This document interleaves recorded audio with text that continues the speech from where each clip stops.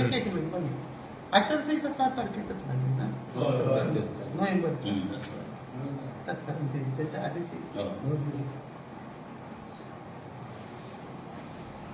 काल जे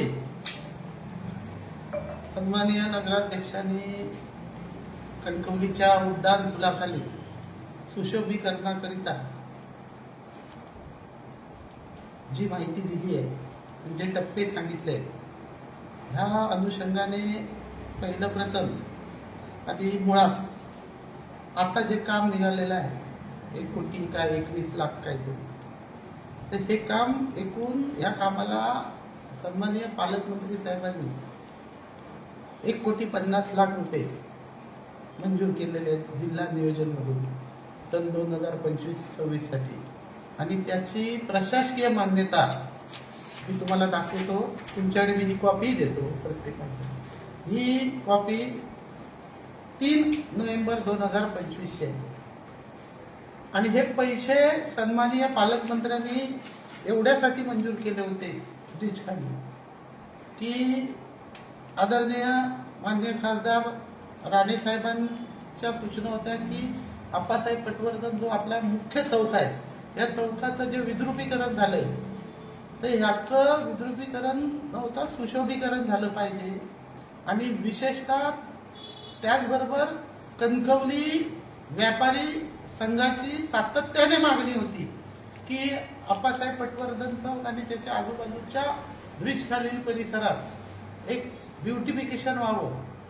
आणि त्यातला एक भाग सुद्धा कणकवली व्यापारी संघ सुद्धा आपल्यातर्फे डेव्हलप करायला घेत होता, आपल्याला माहीत असेल.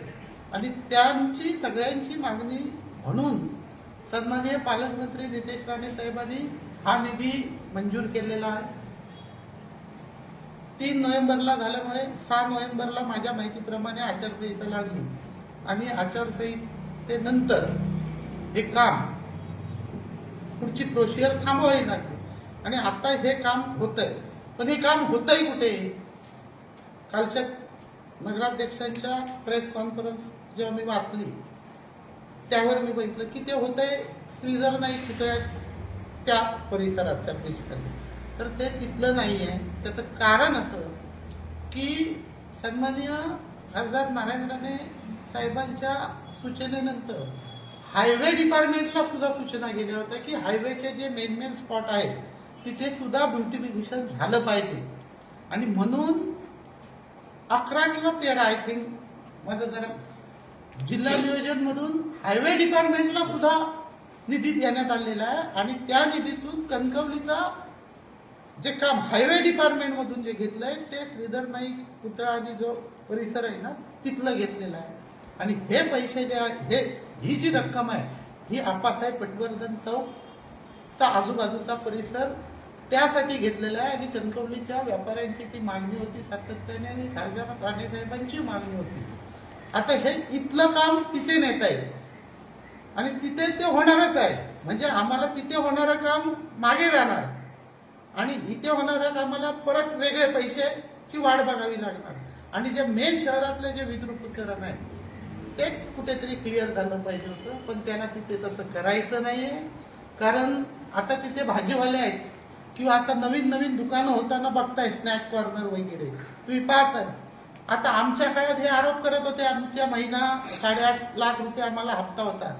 कदाचित आता त्यांना ते सुशोभीकरण करायचं तिथे त्यांना ठेवायचं. हे हप्तेवाले आता ह्यांना सुरू झालं काय असा शंका आहे. आणि नवीन परत हप्ते वाढण्यासाठी नवीन दुकानं झाली काय याचं सुद्धा उत्तर कणकवलीकरांना यांनी दिलं पाहिजे. आणि दुसरी गोष्ट, याचं उत्तर मुख्याधिकारी सुद्धा राणे साहेबांना देतील, कारण त्यांच्या सूचना होत्या की तिथे केलं पाहिजे म्हणून. असो, आणि त्यानंतरचे पुढील सांगतो की पुढील ह्या 5 वर्षात टप्प्याटप्प्याने त्यांनी हे सांगितलंय की बघा, साऊंड प्रूफ योगा ध्यानधारणा केंद्र, कलाकारांसाठी छोटे नाट्यगृह, 2 ठिकाणी सेल्फी पॉइंट, कोकण संस्कृतीचे कलादालन म्हणजे म्युझियम, नंतर 1200 मीटर पिलर दुतर्फा जॉगिंग ट्रॅक, 3 ठिकाणी सुसज्ज प्रसाधनगृह, छोट्यांसाठी खेळाचे मैदान आणि वाचनालय आणि साहित्यिक कट्टा. मुळात सन्माननीय नगराध्यक्षांना ते ज्ञात नसेल किंवा त्यांचा अभ्यास ते करत नसतील किंवा समजत नसेल. हायवे डिपार्टमेंट कडून जेव्हा आमच्या काळात आम्ही ही एनओसी घेतली की सुशोभीकरणासाठी, त्या सुशोभीकरणाच्या एनओसी त्यांनी वाचावं.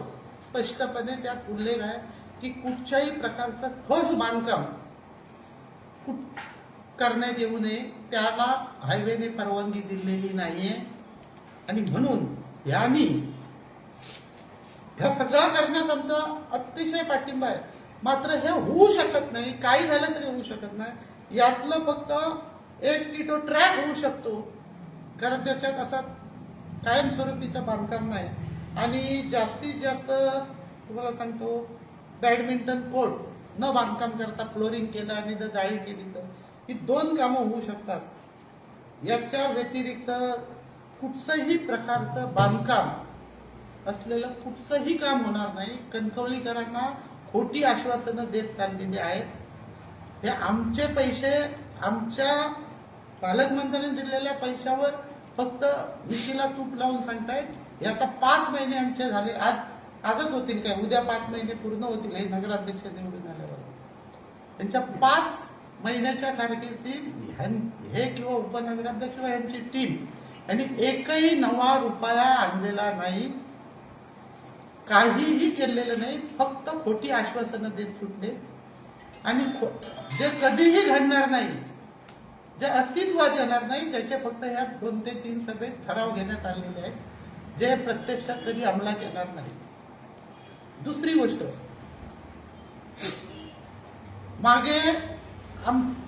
मागील मी तुम्हाला सांगितलं होतं 21 जी टेंडर रद्द केली त्यांनी, निविदा कॅन्सल केल्या. पावसाळ्याच्या तोंडावर लोकांचे कितीतरी रस्ते जे करणं गरजेचे होते, म्हणून मागच्या वेळेला आमच्या प्रयत्नातून पालकमंत्री साहेबांनी निधी दिला होता. आज ते मी तेव्हा आमच्या सभागृहात आम्ही असो, मैघाताई असतील, संजीव असेल किंवा आमचे सदस्य सर्व यांनी वारंवार सांगितलं होतं की टेंडर कॅन्सल करू नका, पावसाळा जवळ येतोय. पावसाळा जर उद्या कामं झाली नाही तर लोकांना त्याचा नाहक त्रास होणार. पण ह्या नगराध्यक्षांनी आपल्या मगरुरीने आणि बहुमताच्या जोरावर तो ठराव घेतला आणि तो ठराव आम्ही मान्य जिल्हाधिकाऱ्यांकडे त्याच्यावर दाद मागितली. अद्याप मान्य जिल्हाधिकारी हे न्यायप्रविष्ट बाब असल्यामुळे ते पेंडिंग आहे, त्याचा निर्णय ते यथोचित देतील, तो प्रश्न वेगळा. पण आज असं झालं की ही कुठचीही कामं डांबरीकरणाची किंवा लोकांना हवी असलेली होणार नाही. त्याचं उत्तम उदाहरण परवा पेपरमध्ये पाहिलं मी की 11 रोड परबवाडीतील 2 रस्ते आहेत, बिजली नगर मधला आहे, मराठा मंडळ कडचा आहे, इकडे पिळणकर वाडी कडचा रस्ता आहे. असे 11 रस्ते मी पाहिजे तर यादी देतो. वर्कशॉप कडचा रस्ता आहे. ह्या रस्त्याने नागरिकांना चालायला नको, काही नको. आणि अशी ह्या सगळ्याला जबाबदार नगराध्यक्ष आणि उपनगराध्यक्ष त्यांची टीम आहे. या जनतेपर्यंत हे मेसेज जावा आणि उद्या ह्या पावसात जो त्रास होणार आहे तो कोणामुळे झाला ह्या कणकवलीकरांना समजावा, म्हणून आपल्या मार्फत कणकवलीकरांपर्यंत हा मेसेज पोहोचवण्याचा हा एक प्रयत्न आहे. धन्यवाद. आपण काय विचारायचं विचार मी काय बोलतो. जिल्हाधिकाऱ्यांकडे दाद मागली, ते काय निर्णय झाला? नाही, ते अजून निर्णय नाही झाला आहे, निर्णय पेंडिंग आहे. तुम्ही काय मागणी केली? आम्ही एकच केली होती की ही जी प्रोसिजर आहे ही नियमाने प्रशासनाने केली. त्यात स्पर्धा झाली, 14 स्पर्धक आले होते, त्यात 3 काय 4 काय किती स्पर्धकांना कामं मिळाली जे L1 होते त्यांना. आणि ह्यांनी ते सगळीच्या सगळी कामं सगळ्या एकूण एक रद्द करण्याचा ठराव घेतला. आता प्रॉब्लेम असा झाला ती रद्द करून नवीन प्रोसिजर करणं, हे करणं, ह्याला वेळ जाणार होता. 21 कामं होती, ही पावसाळ्याच्या आधी होणं गरजेचं होतं. म्हणून आम्ही हा ठराव रद्द व्हावा म्हणून जिल्हाधिकाऱ्यांकडे आम्ही सेक्शन 308 खाली आम्ही दाद मागितली. वास्तविक ही दाद मुख्याधिकाऱ्यांनी मागणं गरजेचं होतं. नियमात 308 खाली प्रथम मुख्याधिकाऱ्यांची ती पूर्णपणे प्रशासकीय जबाबदारी आहे, ती त्यांनी पार पाडली नाही. म्हणून आम्हाला एक लोकप्रतिनिधी म्हणून आम्हाला त्यावर दाद म्हणजे मागायची वेळ आली. आणि त्यात जिल्हाधिकाऱ्यांनी अहवाल सुद्धा दिला म्हणजे की ही प्रोसिजर आमची करेक्ट आहे, स्पर्धा झालेली आहे, उद्या भविष्यात रिटेंडर झालं तर त्यात आर्थिक नुकसान होऊ शकतं. म्हणजे ह्यांच्या ठरावाच्या विरोधात त्यांनी जे मत मांडले ते आहे. म्हणजे वास्तविक हे जर त्यांना माहीत होतं तर वास्तविक त्यांची मूळतः जबाबदारी होती. कायद्यात तेच आहे की कुठचीही समितीने किंवा कुठच्याही मिटिंगने जर चुकीचा ठराव घेतला तर तो रद्द करण्यासाठी किंवा तहकूब करण्यासाठी 308 सेक्शन खाली माननीय मुख्याधिकाऱ्यांनी 3 दिवसाच्या आत दाद मागणं गरजेचं आहे. पण तसं इथे झालेलं दिसून आलं नाही. मात्र हे रिपोर्ट देतात की ह्यांची प्रोसिजर हे म्हणतात तसं नाही. आपलं म्हणणं दिलं, त्या म्हणण्यात त्यांनी मांडलंय की योग्य स्पर्धा झाली, योग्य निविदा आहे, उद्या नवीन रिटेंडर झालं तर नुकसान होईल. पण ठीक आहे, त्याच्यावर स्वतंत्र आम्ही विचार पुढे हा जिल्हाधिकाऱ्यांचा निर्णय आल्यानंतर पुढे काय करायचं ते ठरवू. याच ठरावाच्या अनुषंगाने पाहिलं तर मुख्याधिकारी आणि नगरपंचायतचे सत्ताधिकारी यांच्यात कुठेतरी ताळमेळ नसल्याची पण बाब समोर येते. त्यामुळे कुठेतरी विकास कामं रखडत आहेत. नाही, मला तो वेगळा संशय आहे. मी त्याच्या परस्पर विरोधी माझं मत आहे की ठेकेदारांना दहशत झाली पाहिजे. तुम्ही भरलेला ठेका मला वाटला तर मी मंजूर करणार. मी सांगेन त्यांनीच ठेका भरला पाहिजे असं नगराध्यक्षांना ठेकेदार किंवा जे मक्तेदार आहेत यांच्यात रुजवायचं आहे.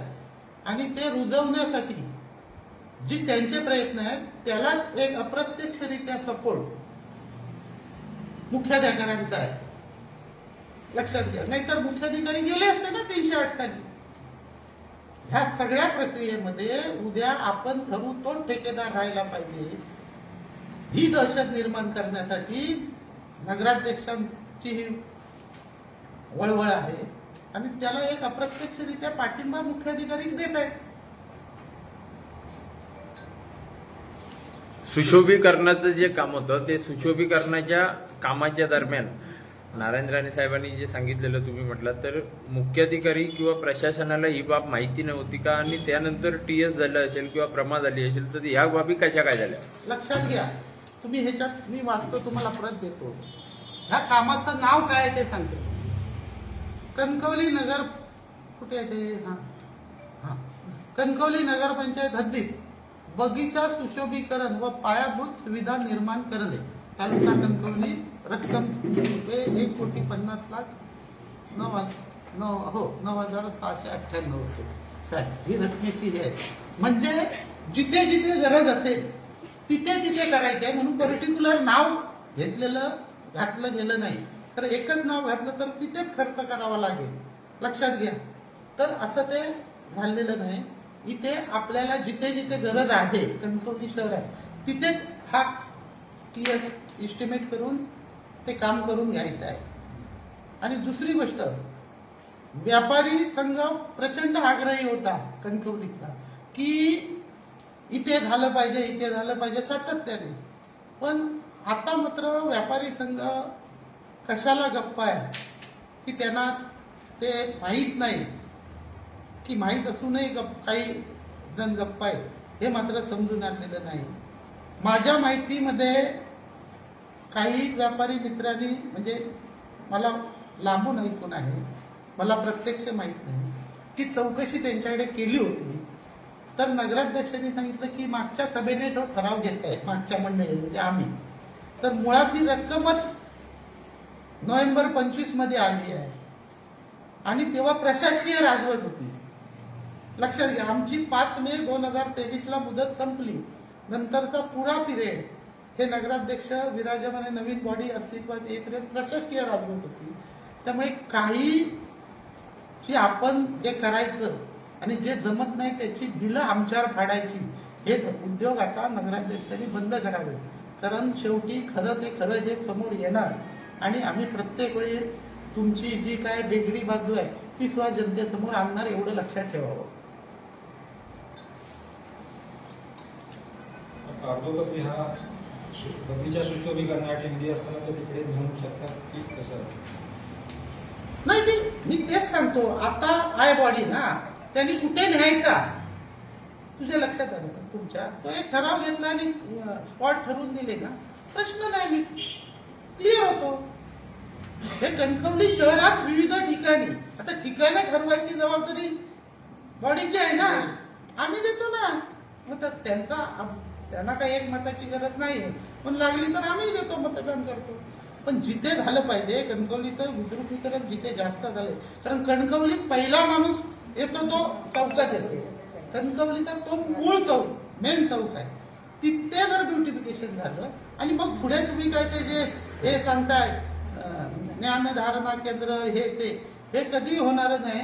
तुम्ही पैसे आणाल कदाचित 200 कोटी बिटी आम्ही ऐकतोय, अजून 1 रुपया आलेला नाही, पण ते होणारच नाही ना. हायवेची परवानगीच नाही. हायवेची परवानगी कुठच्याही ठोस बांधकामाला नाही आहे. लक्षात घ्या. तुम्ही एनओसी पाहिजे तर मी तुम्हाला त्याची प्रत आज नाही माझ्याकडे उपलब्ध, ती मी पत्रकारांना पुरवतो. तुम्ही वाचा, तुम्हालाही लक्षात येईल. त्यांनी वाचावी किंवा तुम्हाला समजलं तर त्यांना सांगा.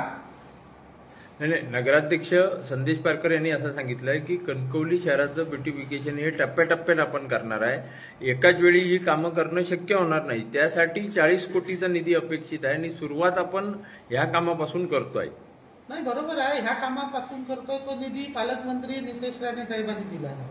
पण ह्याच्यात जे पुढे मी हे तुम्हाला सांगितलं ना, नाट्यगृह, ज्ञानधारणा केंद्र किंवा ही जी कामं आहेत ही ठोस बांधकामाची आहेत. ती हायवे खाली होणार नाही, ती करता येणार नाही. हायवेने त्यासाठी परवानगी दिलेली नाही. माझं म्हणणं ते आहे, जी परवानगी दिली आहे त्याबाबतचीच कामं फक्त होऊ शकतात. म्हणून आता जी एस्टिमेटनी आहे ती त्या कामात ते बसू शकतं. ठोस बांधकाम त्यात येत नाही, लक्षात घ्या. ठोस बांधकाम सोडून म्हणून मी सांगितलं त्याच्यात त्यांनी जी 8-9 काय 10 कामं दिली ती 1-2 ट्रॅक बी होऊ शकतात, 1-2 कामं होऊ शकतात, 2-3. त्याच्या पलीकडे कामं होऊच शकत नाही. पैसे होतील हो, पण हायवेची परवानगीच तेवढी आहे. कारण त्याच्यात सुप्रीम कोर्टच्या गाईडलाईन हायवे डिपार्टमेंटला आहे. त्यामुळे हायवेला किती मनात असलं तरी ते देऊ शकत नाही. कणकवली व्यापारी संघाच्या काही पदाधिकाऱ्यांनी पालकमंत्र्यांची त्यावेळी भेट घेतलेली याच विषयासंदर्भात आणि त्यांनी पण स्वतःहून काहीतरी फंड देण्याची तयारी दर्शवलेली. पालकमंत्र्यांच्या वाढदिवसा दिवशी या कामाचं उद्घाटन व्हायचं होतं. त्या संदर्भात त्यांची तुमच्याजवळ काय प्रस्ताव आलेला त्यावेळी? कधी म्हणताय? पालकमंत्र्यांच्या वाढदिवसाच्या निमित्ताने या कामांचा शुभारंभ करायचा असं काहीतरी नियोजन केलं गेलं होतं अच्छा, हा. कणकवली व्यापारी संघामार्फत.